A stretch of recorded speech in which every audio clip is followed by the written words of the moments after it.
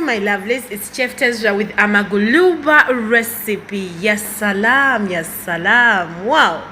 So I started with marinating my chicken with black pepper, paprika, curry powder, basil, garlic powder, ginger powder, turmeric, and salt to taste. Okay, as you can see, then I got my vegetables. I had sliced them so well.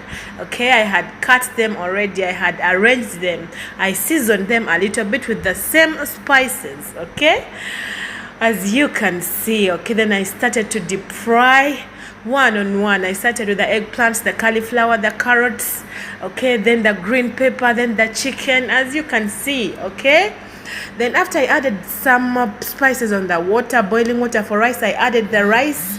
Okay, then I started to align my vegetables into a saucepan, as you can see, my lovelies. Okay, I added all the vegetables into one saucepan. After I made some sauce, I put some Arabic ghee on the chicken.